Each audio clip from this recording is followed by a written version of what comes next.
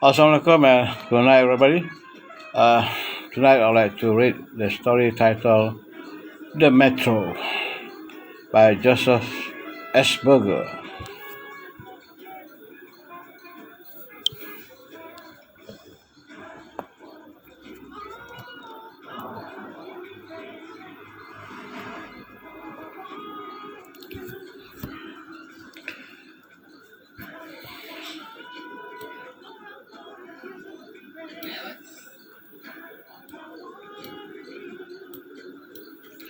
The Metro.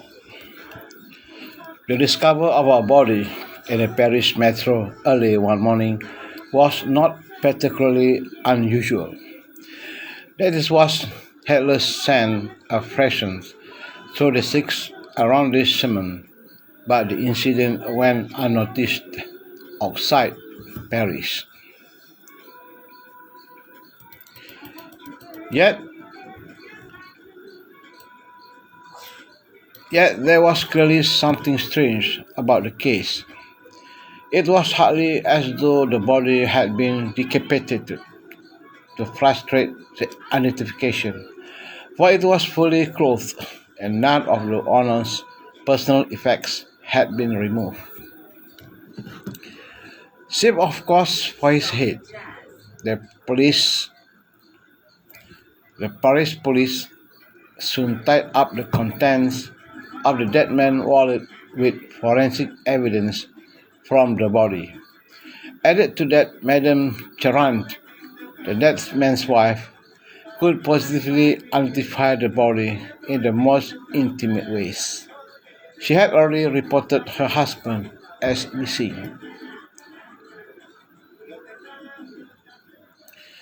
A few men were dispatched to poke around in the warm, dark tunnels on either side of Odeon Station, where the body had been found. Above ground, another search was made, equally fruitlessly, and to Inspector Dutreuil, it looked as though the case would linger on unsolved. 2 weeks later, 4 kilometers away in the west, a headless body was found at Courcelles Station, again in the tunnel not far from the platform. As in the earlier case, the cause of death was apparently the severing of the head, which appeared to have been done with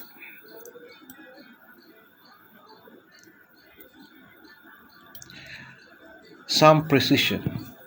Again, the body was fully clothed and easily identified, and nothing but the head had apparently been removed. What can I tell these blessed reporters? Inspector Dutreuil said as he handed his wife the 2 sticks of bread he usually bought on the way home. They want answers for everything, and it's not just the papers now. The politicians are getting worried too. I'm reporting to the prophet on this one.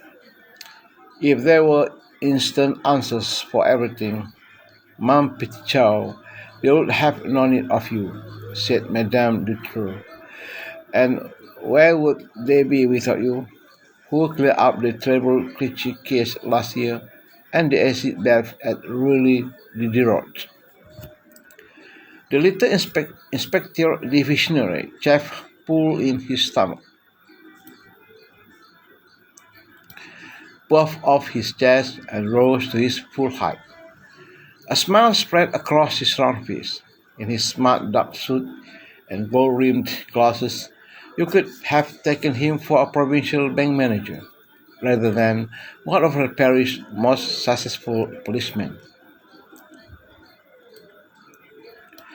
Just think, he said wryly, they were actually about to close the file on Dr. Gomes before I took charge of the investigation. They are fools, all of them. All the same, my dear, I don't know where to go on this one. There is no leads, there is no apparent motive, and it is a bizarre pattern. Assuming, of course, it is a pattern, one can't be sure of that until there has been another. Inspector Rule did not have long to wait for his pattern to emerge. A telephone call at 5:30 the next morning dragged him from his bed. "It's another one, sir," said the voice of the other at the other hand.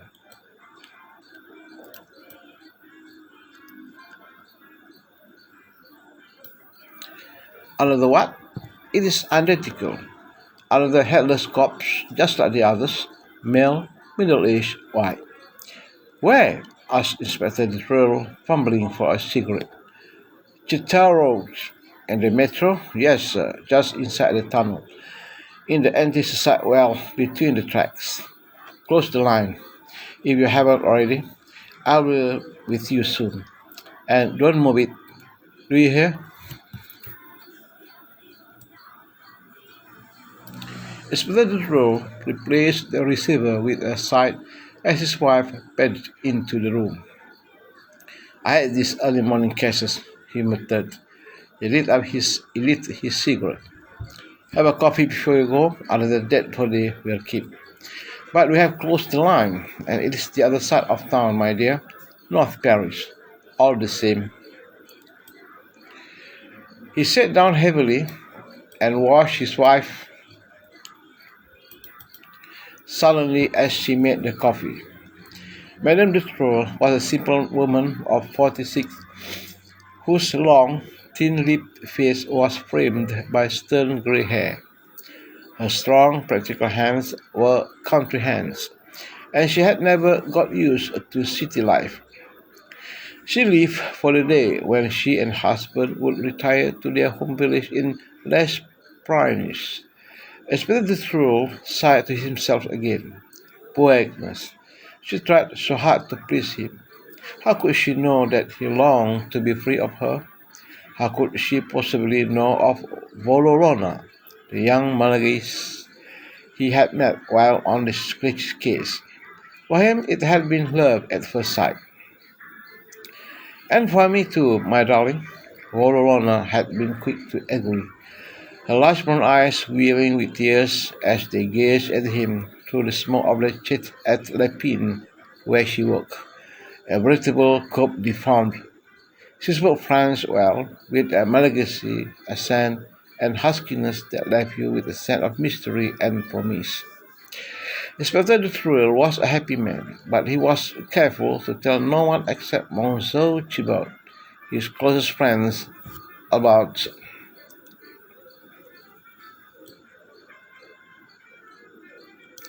the source of his happiness.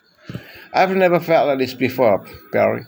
I'm captivated by her," he said on the evening when he took Monsieur Thibault to see Volorona dancing.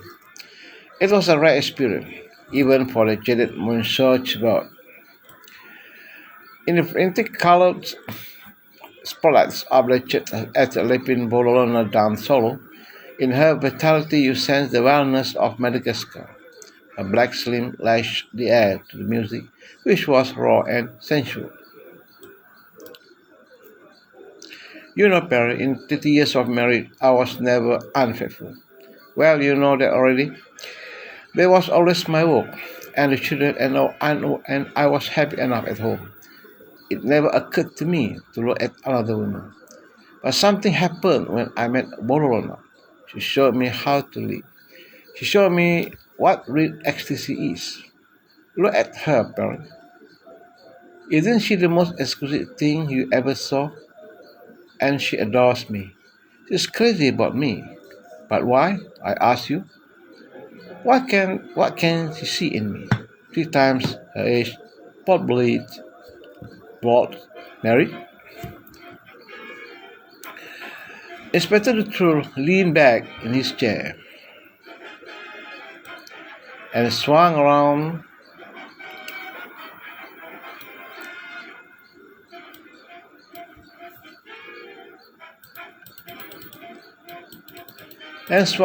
to look at the other customers applauding Corona from the shadows.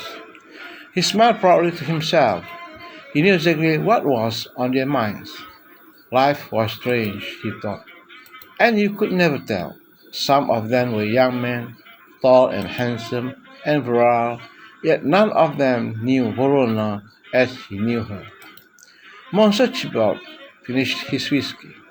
I can see, he said, that a man in your position might have certain attraction for an immigrant without papers working in one of the most dangerous quarters of Paris. Monsieur Chibot was a lawyer. You are cynic, Pierre. And after 30 years in the force, you are not. Personally, I believe her when she says she loves me.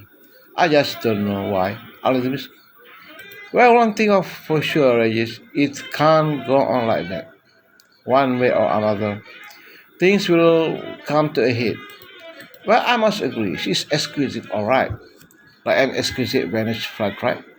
And at the moment, those soft, succulent petals will close around you like a vice. The normally press inspector was piqued by his friend's unreasonable attitude. How can you say that, he snapped, when you haven't even spoken to her?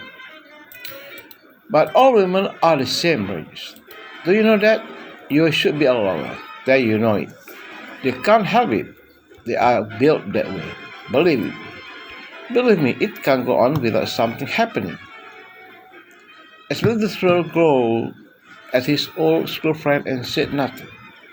Monsieur Chibert could see he had touched a raw nerve. He grinned amicably and leaned across to slap his friend playfully on the shoulder. Regis, all I'm saying is, be careful. You haven't got my experience. Of course, that was true.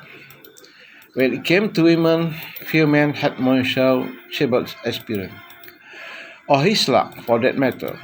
He was one of those people who go through his life insulated from difficulties. He crossed road without looking. He did not hurry for trains. He never reconciled bank accounts.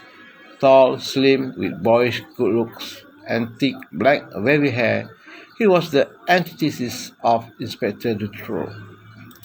Look, you have got two women involved, Regis, Monsieur Chibot continued. And women aren't like us. Agnes isn't stupid. She must know something's going on. She hasn't said anything, said the inspector brusquely. He lit another close. Of course she hasn't. She's cleverer than you are. She intends to keep you. Mind you, said Inspector Dutroux gradually, she has had some odd dreams recently. So she says about me and other women.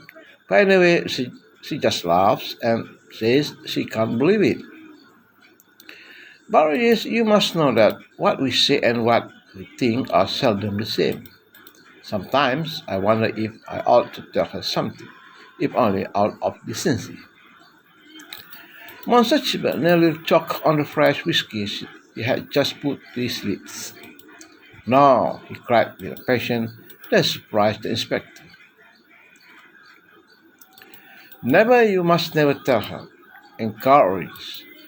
Even if she did mention it, you must deny everything. Even if she caught the two of you in the act, you must deny it. You can only tell a woman there is another when you have definitely made up your mind to leave her, and even then, it may not be safe. So much for logic. It is not use looking for logic in women, Regis. I told you. They are not like men. In fact, I've come to the conclusion that they are not even the same species as men. Men and women are like dog and fish. They are more like dog and cat. It's bizarre, no? In any case, I do know you can't keep two women on the go without something happening. Unless you know what, but something. Now the European press had picked the story up, and the little inspector did not know how to deal with the international reporters, who hung around like flies outside the old stone walls of the prefecture de police.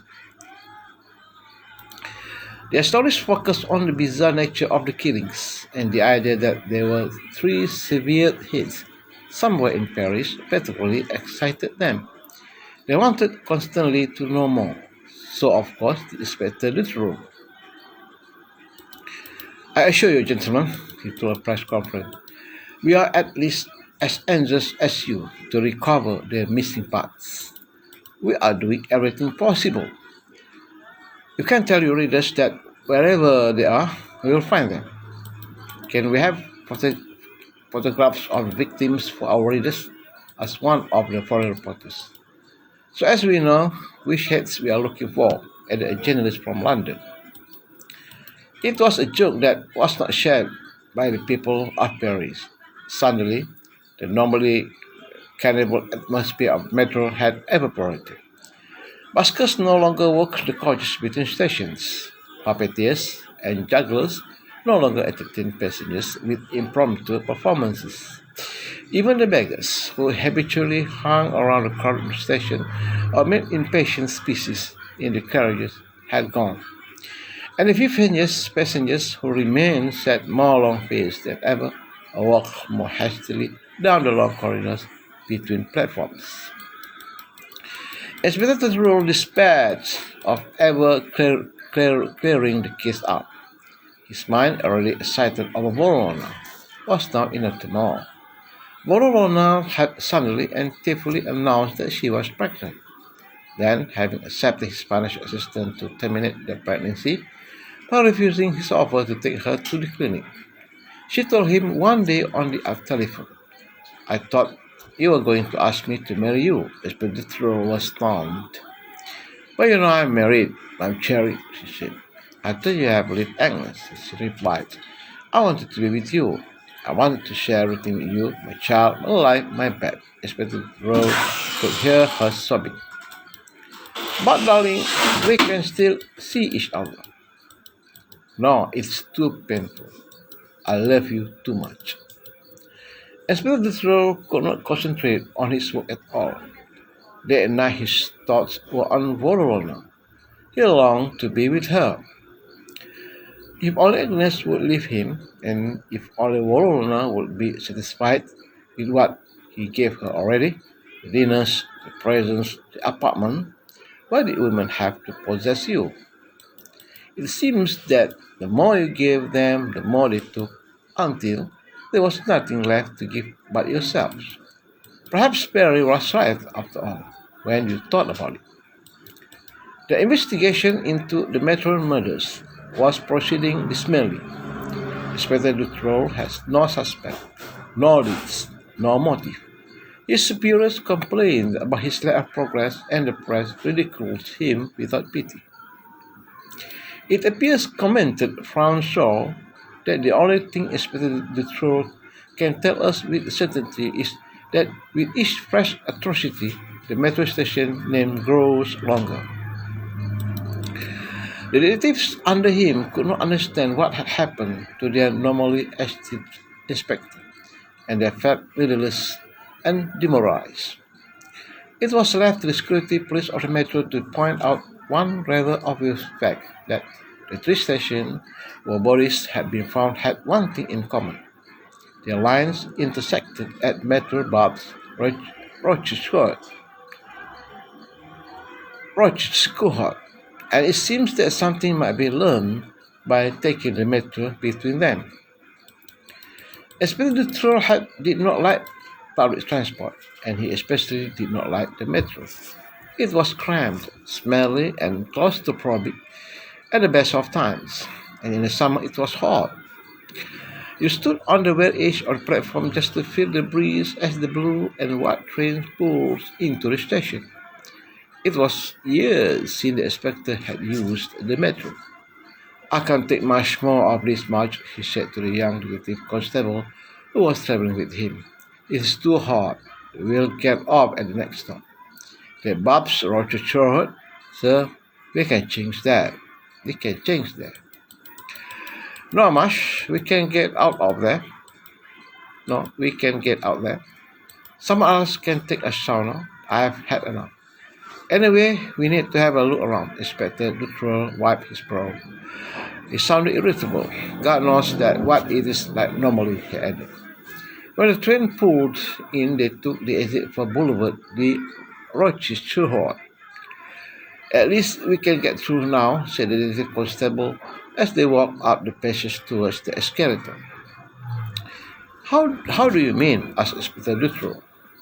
Well, normally this station pack beggars, passengers, buskers, hawkers, plus all their tables and stalls. It's like a damn great fair and market rolls into one. You can get anything here, from Eiffel Towers to cabbages and potatoes, not to mention a spot of cannabis or heroin. Oh yes, said Inspector Dutroux vaguely. I remember. He passed a handkerchief across his brow again. At the turnstiles, a man was handing out publicity cards, and he thrust one into Inspector Dutroux's hands. Glancing down at it and squinting in the bright sunlight, the inspector read aloud. Professor Jacobli, Grand Medieval can help you succeed rapidly in all areas of life. He broke off in a mid-sentence with a snort. What a lot of mumbo-jumbo, hellish chicken and voodoo magic. It may be mumbo-jumbo to you, sir, said the detective constable with a laugh. But around here, they take that sort of thing seriously. And not only around here, after all, we use some of these techniques in the police, don't we? Oh, really? Such as? Well, graphology for a start. We can hardly call basing a murder case on the size of someone's handwriting scientific. Can you, sir? Or what about astrology, employing people on the basis of the stars? Or numerology? Yes, Marsh, Inspector Dizroy, pushing the card into his top pocket. Maybe you are right, and maybe you are older, you won't be so sure. Now get on the blow and call the car. The hot July turned to hotter and more humid August. No more bodies were found in the sweltering tunnels of the metro, and the media, bored with the lack of developments, left Inspector Dutroux to his originality obscurity. Paris, deserted by its citizens in the yearly exodus to the coast, was tolerable only to tourists with backpacks who flocked to the cheap hotels and began again to crowd the metro. Then in September, the Parisian came back and life returned to normal. But Inspector Dutroux' passion for Verona did not cool with that season. Verona had at least agreed to see him occasionally, but she always managed, with tears in her eyes, to deflect his more amorous advances. For Inspector Dutroux, it was beneath him to observe that he continued to pay the rent on her apartment, but he was growing increasingly frustrated. The notion that she had another lover obsessed him, and in the evenings he took no to prowling the broad boulevard de Clichy between her apartment and the church at Lampe. Sometimes he would stand for hours watching her door, as locals strolled past with their dogs or sat on the benches under the plane trees. Now, the one thing here he wanted, the scene filled him with dismay. Money and music were in the air. Lovers sipped coffee in the open and watched the horse in their doorways. Pigeons fluttered as girls in the tight miniskirt hurried to work. Tourists with their dust mark arrived, but the busload and the taught in dark glasses worked hard to cork them into the expensive sexual and neon-lit video clubs. Somewhere deep below ran the metro, but Inspector Dutroux had no more interest in that. His superiors had given up hope of solving the metro murders and had moved him on to other things. Sometimes he would stay at night, living to the tinkle of broken glass as workmen swept up after the night revelries. Occasionally he would see Verona leave her apartment to buy cigarettes, but he never once saw her on the arm of another man, or saw a male visitor take the lift to the seventh floor. One night, late in October, he returned from the Boulevard de Clichy just after midnight. Madame Dutroux, having been told that her husband was working on a case, and perhaps believing it, was already asleep. Had she been awake, she would surely have been surprised to see him throw his jacket over a chair. For Inspector Dutroux had always been meticulous with his clothes, sort of man who ironed his slouches. But the jacket missed and dropped to the floor. Muttering to himself, Inspector bent and picked it up, and as he did so, something fell from the top pocket. He gazed at it blankly for a moment. Then he realized it was the card he had been given at the metro station, a little the worse for having been once or twice to the cleaners, but still legible. He picked it up and slowly started to read. Professor Diakobli, Grand Medium Voyant can help you succeed rapidly in all areas of life: luck, love, marriage, attraction of clients, examinations, sexual potency. If you desire to make another love you, or if your loved one has left with another, this is his domain. You will be loved, and your partner will return prompt. The Macaulay will come behind you like a dog. He will create between you a perfect rapport on the basis of love. All problems resolved, even desperate cases. Every day from 9 to 9 p.m. Payment after result. 13B, Rue Beldume, 75081 Paris, 818 Paris, Staircase B, 6th floor, door on left, Metro, Bob's, Rochester Road. Especially Trullo stood in his sock and braces, reading the card over and over again. All problems resolved, it was preposterous.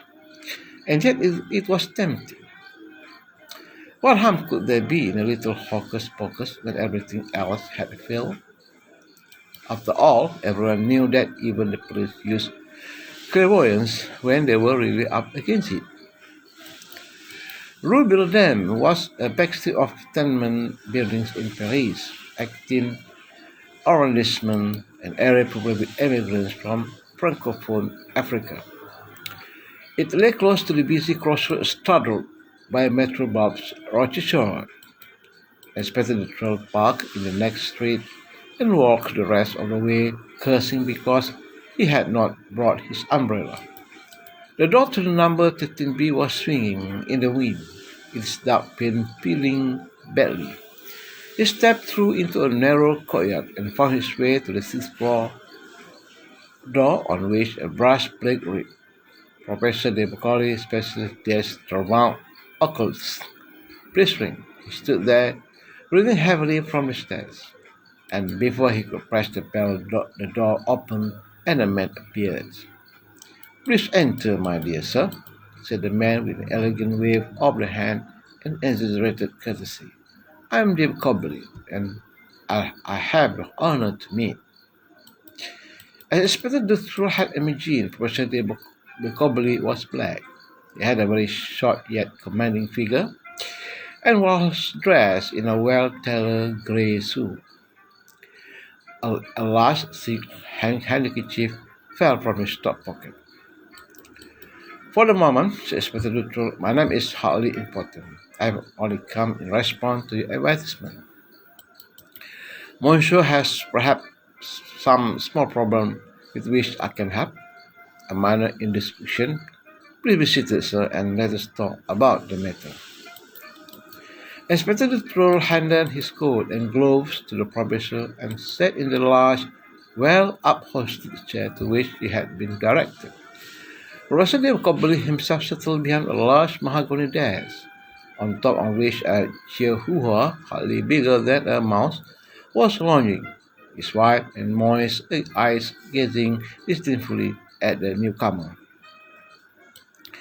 I see that Zeus approves of you, said the professor, stroking the tiny dog with the tips of his manicured fingers, his own unblinking eyes also fixed on Inspector Dutroux. Poor Zeus, mon petit pepper, is devoted to me, but he must remain here whenever I leave France.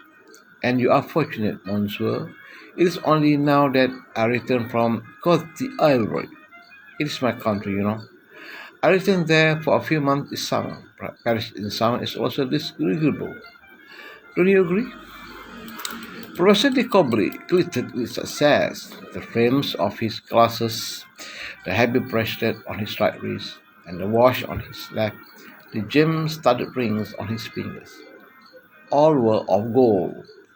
From his manner and culture, Franz assent, it was evident that he was an educated man. Around him, the large room was like a shrine. Heavy curtains excluded the daylight. The only illumination was a small brass desk lamp, and the dark red walls were festooned with spears, costumes, photographs, and other African memorabilia. There was a sweet smell in the air, and in one corner of the room, the feathers of Australian African headgear lay draped inappropriately over an enormous American refrigerator. You could not help being struck by the incongruity of this bizarre scene in the rawest quarter of Paris. As I said, Nika inspected the troll, ignoring the professor's question. I saw your card and I wondered just how you work. And may one inquire as to Monsieur's little difficulty? Inspector Dutroux cleared his throat and tried to adopt as nonchalant an air as he could. Well, he coughed again. First of all, I wonder what sort of things you can help people with. The professor eyebrow rose. Anything, he said slowly. He smiled, revealing a set of large white teeth that shone brilliantly in the dimness against his black skin. My dear sir, anything at all. And then I wondered, how do you operate? That is to say, what exactly do you do? And how do you charge? Ah, monsieur, let's not talk about money. First, I must learn just how I can help you. And for that, a consultation is in order. Inspector Dutroux shifted in his seat. And what would a consultation involve? What is it? Cost? Rossetti coldly wrung his hands and shrugged amicably. Mon cœur, monsieur, I do understand how distasteful it is to you to discuss so vulgar a matter as money. I too recoil at the mere thought of it. It has been my mission in life to help those who have suffered misfortune. And if some donate a small token of their gratitude, who am I to refuse their offering? They pay according to their means to assist those who have little to offer. But for preliminary consultation, monsieur, a nominal sum as a mark of good faith is usually in order. For a gentleman of your overstanding, a trifle or more 200 francs. I may assure you, monsieur, of my absolute discretion. Nothing you may choose to tell me will go beyond these walls. He paused. Then he threw out his hands and added with a grin, They have the sanctity of the confessional. I'm glad to hear it, said the inspector. But monsieur still has the advantage of me, continued Professor Delcobly. Inspector Dutroux decided that he had nothing to lose by talking. He adopted the name of Monsieur Mozodio, a Parisian wine merchant, and began to tell the professor of the dilemma that he was tearing at his soul. He told him of the young Malagasy girl he had met while entertaining clients, of their instant and passionate love for one another, of her sudden irrational refusal any longer to give herself to him, and of the wife he now knew he should never have married, but whom he had not the heart to leave. Monsieur Mozolier was at his wits' end, and now even his business was suffering. He feared that if he did not find a resolution to his problem, he might do something that he or others would regret. The professor listened intently, asking appropriate questions at appropriate moments. Finally, Inspector Dutroux said, Well, Professor de Cobley, I think that's all I can tell you. I don't think I can tell you any more. Perhaps from what I have told you, do you believe you can help me?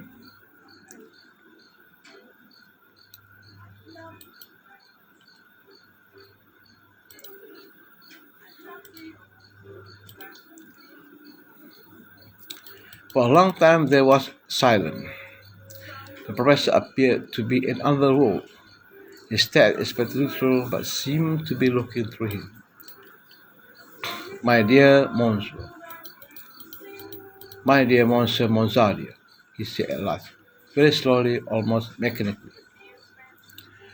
The story you have told me is most poignant. Each of us has a hidden corner in his life, a jardin secret. Yet it is rare indeed for men to come to me with problems such as yours. Perhaps it is natural that most of my Lavron's clients should be women. At the mercy of their complex physical structure, is it any wonder that women are such emotional creatures? It helps them find their lost ones, their partners of many years, to recreate again the rapport of their youth. You will understand that it is not easy, but this is my work, my domain. So you can help me. So you can't help me, said Inspector Thorpe, adding this despondently. Perhaps what I will need is a history. The professor gave a start. Again, for a long time he did not answer. Then his teeth flashed in the dimness. Ecotech, monsieur, this is my work, my domain, he repeated. Certainly I can help you, but you must understand that it will not be easy. It's called for a special ceremony. In the first place, you are married, and I shall be required to work my influence on not one but two women. In the second, we are both men of the world, monsieur, and you will not be offended if I remark upon the extreme disparity in your ages. And finally, it is clear to me that this young girl has changed your heart with her magic. You know, the magic of Madagascar is very strong. No, monsieur, it will not be easy. Enduring love cannot be bought by money alone sometimes. He hesitated and looked Inspector Dutroux straight in the eye. His own eyes suddenly cold and vacant. Sometimes, he said, we must make sacrifices. What sort of sacrifices? Asked Inspector Dutroux dully. Oh, my dear sir, you must leave that to me. But one cannot make an omelette without breaking eggs. His cool eyes remained fixed on the inspector, and he spoke in a monotone without pausing for breath. You must not concern yourself with technicalities, monsieur. Your mind must be fixed on the future, on the life you have dreamed of. You must investigate your wife, happy in the arms of another. You must picture the fragile young child you yearn for secret in your arms, sharing your love, your days, your nights. The perfect solution to all your problems. Is it not worth a considerable sum? It certainly would be worth a lot, Inspector Dutroux muttered as the professor's words came to life in his mind. Shall we say 30,000 francs? I'm sorry, muttered the inspector. Let's say 15,000 before and 15 afterwards. The professor went on as though his visitors had not spoken. Do you see, monsieur, how confident I am of success? Inspector Dutroux did not reply. He was confused. He had not expected the professor to be so blunt or to propose quite so generous a token. But it did not seem to matter. After all, what was 30,000 francs to achieve what he craved so desperately? And in any case, it was only 15,000. The professor's eyes were still fixed on Inspector Dutroux. Of course, monsieur. I have faith in your gratitude. I know that you will not forget in your delight that what I have done I can undo. And now, monsieur, you must not allow me to detain you further. We have much work to do. In 8 days, you return with photographs and detail of Madame Mozodia and the Malagasy, and with some little articles of clothing, something close to their thoughts, say a scarf or a hat. You can arrange this? Inspector Dutroux nodded blankly.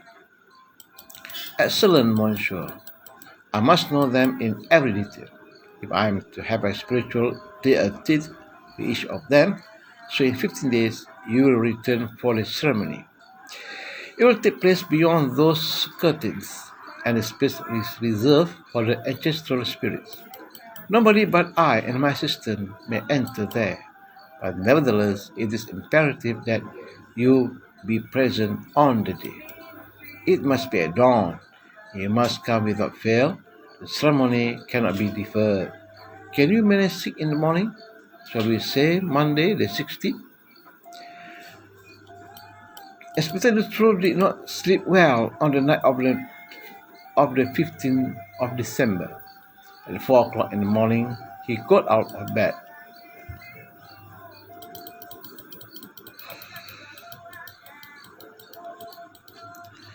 Though his wife stirred, she did not wake. He showered and dressed. His nerves were on edge as he fiddled around in the kitchen, boiling water for his coffee. He drank 2 cups, strong and black, but he looked helplessly at the croissant he had spread clumsily with jam. He lit a gloss and paced the room. Then he pulled the windows open and leaned on the railing, finishing his cigarette. Below him the courtyard was dark and silent, and above him the sky was black. But away in the east, through the open end of the court, a violet hue was creeping over Paris. He glanced at his watch. It was 5:15 and time to fetch the car. It would seem strange leaving at the time of the morning without an official car and driver. He wondered what the concierge would make of it all. She was bound to be polishing the brushes by the time he reached the ground floor. He gave a shiver and pushed the window shut. Then he put the keys of the Renault in his coat pocket and checked that he had everything. He looked into the bedroom. Gently, he drew the duvet back and looked at his wife as she slept, her arms clasped about her knees. He leaned over and touched his lips to her cheek. Then he closed the bedroom door silently behind him, switched the lights off in the living room and the kitchen and opened the front door. As he did so, the telephone rang. It startled him, and he cursed aloud. He closed the front door again and hurried to answer the phone so that his wife should not awake. Inspector Dutrell, said the voice on the other hand, on at the other end. Yes, why is it? Sorry to disturb you at this time in the morning, Monsieur and Inspector. It is the prefecture. Never mind the time, said Inspector Dutrell, with as much irritation as his whispering voice could convey. I'm off duty today. Well, that's the point, Inspector. The prefect ordered us to call you specially. He appreciates you are not on duty, but he wants you anyway. It's quite impossible. I'm afraid he insists, sir. Why? He insists you come on duty immediately, sir. We are sending a car around for you. Yes, I understand. But why? It is the metro again, sir. The metro? Yes, sir. There are 4 other cops on the line. Decapitated again. Inspector Dutroux did not reply. He was cursing to himself. He was cursing the prophet, the police, his homicidal mania, his wife. Why today? Why ever today? Sir, hello, sir. The car will be with you in 5 minutes. Yes, all right. Already in 5 minutes. The big black Citroën was soon speeding away from Rue de Pine and heading north across Pont Neuf. Inspector Dutroux looked at the winter mist rising from the sea. His dreams, it seemed, were evaporating just as surely. You'll better brief me on this as quick as you can, he said wearily to the detective sergeant he had found waiting for him in the car. Where was the body found? Babs Rochester, sir. A cold shiver passed through the inspector. I presume it is the same as the others? He asked. Well, in as much as there is nothing to go on, it's the same, sir. Otherwise, it couldn't be more different. For a start, we have just heard that found 2 of them now, and this time they were women. One white in her 40s, and one black, a young black girl still in her teens, by the look of things. But Inspector Dutroux was not listening. He was staring blankly through the glass to his right. and as they turned across the shuttle, the empty streets were no more than a cold grey blur to him. The car swung onto the broad boulevard de Sebastopol and accelerated northwards to cover the 3 kilometers to Metro Babs Rochester. It was the route he should have been taking in his own car. Outside the station, now closed to passengers, people were standing around under the streetlights with the collars up. The Inspector Patrol got out of the car. He hesitated. He glanced toward Rue Belledame, just a stone throw away across the bleak boulevard de Rochester, where the professor would be waiting for him. He shrugged and went down the station steps. Underground on the number of 4 line, there was an air of gloom. Both bodies lay where they had been spotted by the first train drivers through the morning. Through that morning. Inspector Troll looked impensively at the first one. It was the body of a middle-aged woman, quite unexceptional, coarse and weary, like his wife. "She's 47, Monsieur Inspector," said somebody beside him. "French name of Madame Catherine Dubois. Not like the other one." "The other one?" said the inspector blankly. "I told you in the car, sir," said the detective sergeant at his ear. "There's 2 of them. You better show me." They strolled in their overcoats to the other end of the platform and went down the little step that led to the track.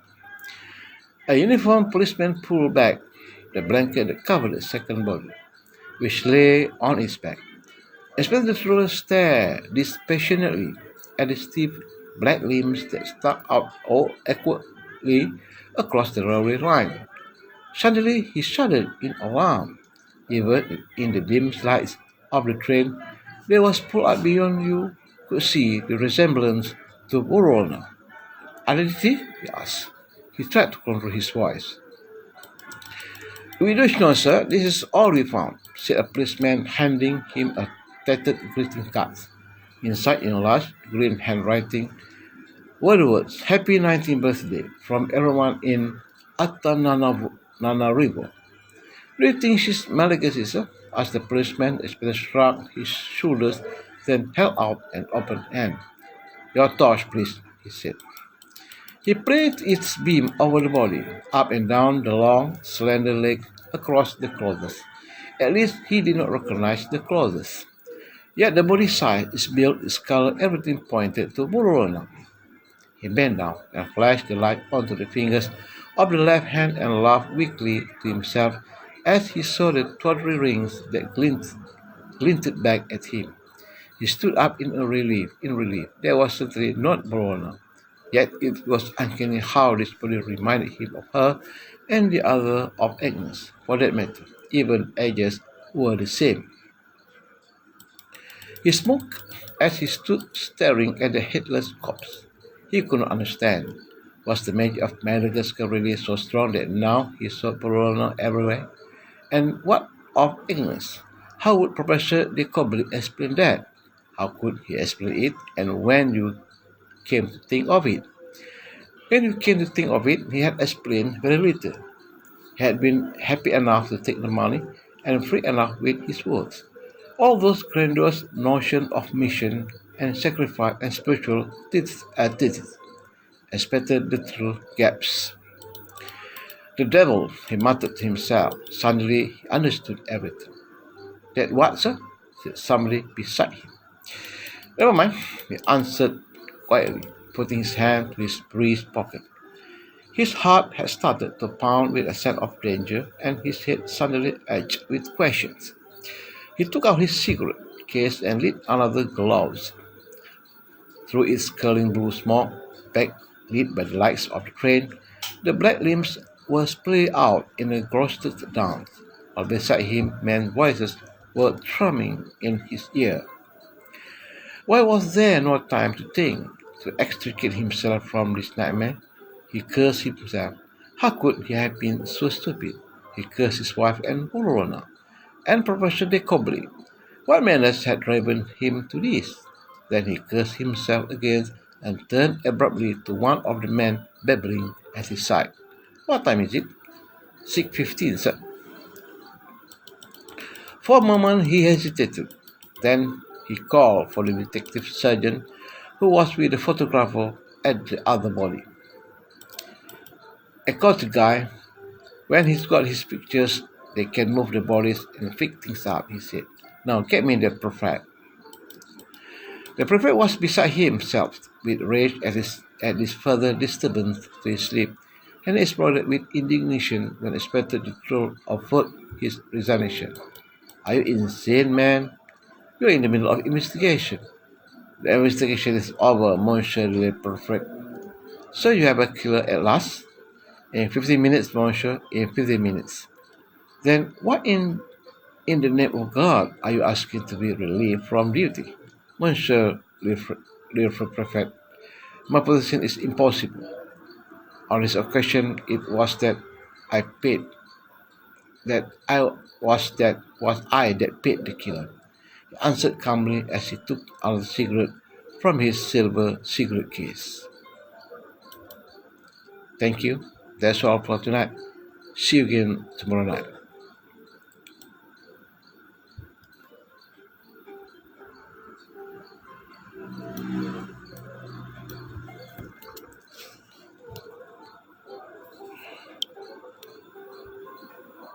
Okay, thank you. Bye.